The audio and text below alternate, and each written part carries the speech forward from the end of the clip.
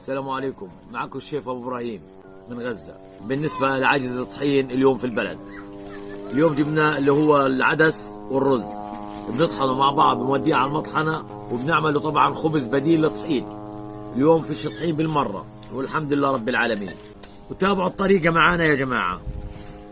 ما شاء الله تبارك الله. هينا قاعدين بننخف في العجين يا جماعة. هاي اتفرجوا كيف بننخي العجين. هذا طبعا اللي هو العدس والرز. طبعا هاي شوفوا كيف هو خشن، لانه احنا بنطحنه في المطحنة بضله خشن، بغلبنا في التنخيل يعني، مش يعني ناعم زي الطحين. الطحين ما انتم عارفين فيش طحين، مش موفر الطحين، الطحين غالي، لكن بيطلع شوية بغلبنا في التنخيل. لكن ها طلع كيف يعني في شوية خشونة، لكن ايش بدنا نسوي؟ هي الموجود الحمد لله رب العالمين. بدنا ندير الملح يا جماعة، ولقيت الخميرة، نحط الخميرة، بنحرك اول اشي، بنقلبه في بعضيه كله طبعا عشان يخش الملح والخميرة فيه. هاي اتفرجوا تابعوا معانا يا جماعة وصلوا على النبي، اللهم صل على سيدنا محمد. ما شاء الله تبارك الله. يدرنا المية، هاي درنا المية، لقيت بنعجنه بنقبله في بعض، بنبدأ ايش نعجن فيه.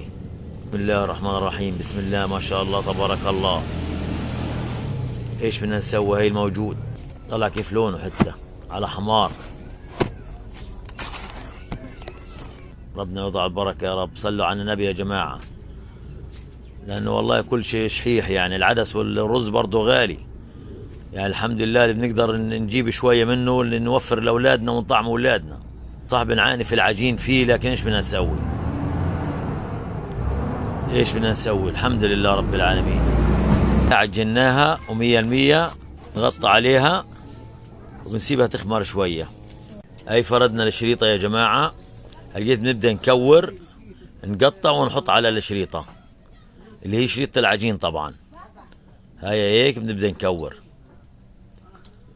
بسم الله الرحمن الرحيم، ما شاء الله تبارك الله. صلوا على النبي يا جماعة. ربنا يا ربي إن شاء الله يفرجها علينا، آمين يا رب العالمين. فهال10 أيام الفضيلة علينا يا رب. يا جماعة كورناه وحطيناه على شريطة العجين. هلقيت بنغطيه طبعا. هاي هيك بنغطي العجين، بنغطيه عشان ايش؟ يخمر. هاي بعد ما خمر يا جماعة بدينا نرق فيه. ما شاء الله تبارك الله. هذا هو اللي هو العدس والرز. شوفوا صلاة النبي، ما شاء الله. ايد مباركة الحمد لله رب العالمين. ايدي وايد زوجتي مباركة الحمد لله.